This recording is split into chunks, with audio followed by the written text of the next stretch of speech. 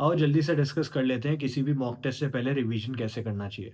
अब देखो, एक मेजर मिस्टेक जो बच्चे रिवीजन के समय लगाते हैं वो ये है कि रिवीजन में बच्चा एक-एक टॉपिक या एक-एक सेगमेंट को परफेक्ट करना चाहता है। इंस्टेड ऑफ डूइंग दैट पहले एक होलिस्टिक व्यू लेके चलो, एक वाइड व्यू लेके चलो, फिर नैरो डाउन करो। इससे मेरा क्या मतलब है? देखो, सबसे इम्पोर्टेंट चीज़ ये है कि एनालिसिस नोटबुक अगर आपने बनाई तो बहुत हेल्प हो जाएगी। बेसिकली जो भी आप मॉक टेस्ट लगाओ, उसके सारे क्वेश्चन जो गलत हो गए, जो छोड़ दिए, जो तुक्के से सही हुए, जिसमें कॉन्फिडेंस नहीं था, वो सारे क्वेश्चन, उनके चैप्टर, उनके टॉपिक और गलती क्या हुई थी, ये सारे एक जगह पे नोट करते रहो ताकि अगले मॉक टेस्ट से पहले यही नोटबुक में तो ऊपर-ऊपर से देख लो, क्या-क्या गलतियाँ तुम्हारी आ रही है।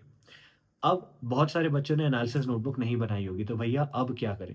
सबसे पहली चीज़ ये है कि वन शॉट छोड़ दो। बहुत सारे बच्चे क्या करते हैं, लेट्स से कि कल हमारा लेट्स से 2 दिन बाद हमारा एक टेस्ट है, ठीक है? 2 दिन बाद के टेस्ट का जो भी सिलेबस है, उसके वन शॉट देखने लग जाते हैं। वन शॉट नहीं देखना है अभी, अब हमारे पास इतना टाइम नहीं है।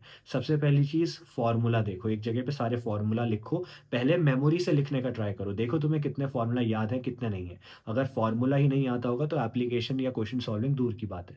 Once formula is done, physics के फ़ॉर्मूला हो गए, बायो में जो-जो चैप्टर्स वहाँ पे आ रहे हैं, उन चैप्टर्स में एनसीईआरटी फ्लिप थ्रू करो जल्दी से। इसका मतलब एनसीईआरटी खोलो, जल्दी से सारे एग्ज़ाम्पल्स देख लो। हर एक टॉपिक के एग्ज़ाम्पल देख लो क्योंकि एग्ज़ाम्पल से क्वेश्चन पूछे जाते हैं। अगर कोई टेबल दे रखी है वो देख लो। एग्ज़ाम्पल और टेबल होने के बाद जल्दी से पीवाईक्यू या जो भी क्वेश्चन हम सॉल्व करते हैं, गोले मार देते हैं हम क्वेश्चंस में। ये क्वेश्चन नहीं आता, ये छूट गया, जो भी है, उन क्वेश्चंस को एक बार जल्दी से देख लो। वन शॉट वाली गलती मत करना क्योंकि one shot actually counter productive होता है, ठीक है? ये 2 चीज़ें हो गई, फिज़िक्स में तुम्हें समझ आ गई, पहले फ़ॉर्मूला देखने हैं, बायो में तुम्हें फ्लिप थ्रू करना है। केमिस्ट्री में क्या करना है, केमिस्ट्री में ऑर्गेनिक अगर आ रहा है तो सारे नेम रिएक्शन और रिएक्शन तुम्हें आती है कि नहीं, पहली चीज़। इनऑर्गेनिक आ रहा है तो इनऑर्गेनिक में क्वेश्चन प्रैक्टिस पे ज़्यादा ध्यान दो। इनऑर्गेनिक में बेसिकली तुम रटने बैठोगे तो दिक्कत आएगी। इससे अच्छा क्वेश्चन का फ्लो क्या होता है, क्वेश्चन की लैंग्वेज क्या होती है, किस तरीके से पूछा जाता है, वो करना थोड़ा ज़्यादा प्रोडक्टिव हो सकता है। इस तरीके से तुम्हें रिवीजन करना है। बच्चों, एक चीज़ याद रखो, ये जो मैंने तुम्हें रिवीजन वाली बातें बताई, बहुत सुपरफिशियल है, ऊपर-ऊपर से करने वाली। एक ideal revision will entirely depend upon कि तुम्हारे पास कितना समय है पेपर से पहले। कॉमन सेंस की बात है। अगर कल ही एग्ज़ाम है तो 24 घंटे में तुम कितना ही रिवाइज़ कर लोगे।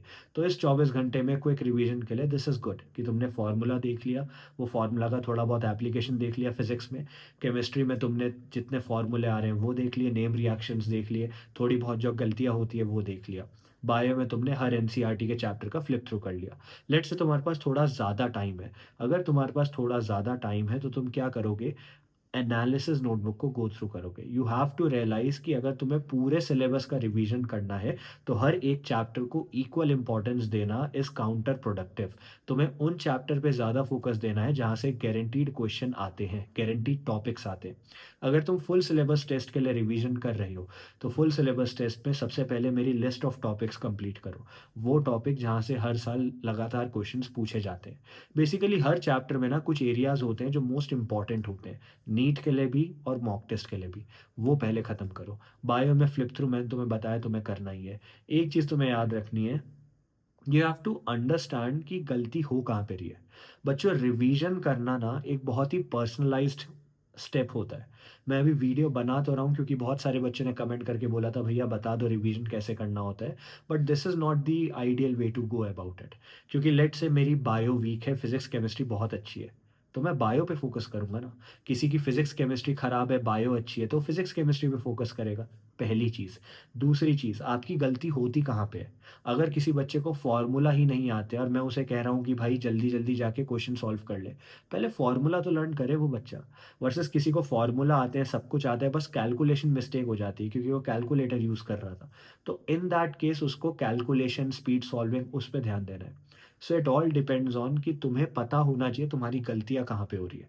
जब तक तुम्हें ये नहीं पता होगा तो तुम रिवीजन के पीछे भागोगे एंड तुम वो चीज़ें करोगे जो एक्चुअली में कुछ हेल्प नहीं कर पाएँगी। समझ पा रहे हो मैं क्या कह रहा हूँ? The first step has to be, you have to realise कि भाई मेरी गलती होती कहाँ पे है? क्या मुझे लैंग्वेज समझ नहीं आती क्वेश्चन की?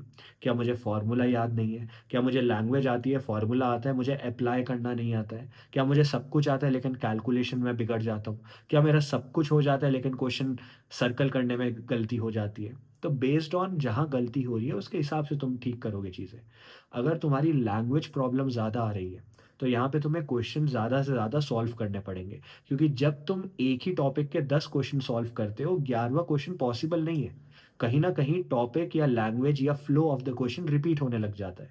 तुम्हें अंदाज़ा होने लग जाता है कि ये कहना क्या चाह रहा है। अगर तुम्हें फ़ॉर्मूला याद नहीं है, तो ये एक ग्रेव मिस्टेक है। ग्रेव मिस्टेक मतलब गहरी मिस्टेक है। फ़ॉर्मूला ही नहीं आता तो आगे की कहानी तो बढ़ ही नहीं सकती है। इन दैट केस लेक्चर्स वेक्चर्स सब कुछ छोड़ो, पहले बैठ के फ़ॉर्मूले रटो।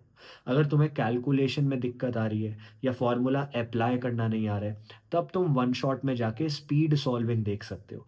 तब तुम क्वेश्चन प्रैक्टिस में देख सकते हो लोग जल्दी-जल्दी कैसे सॉल्व करते हैं।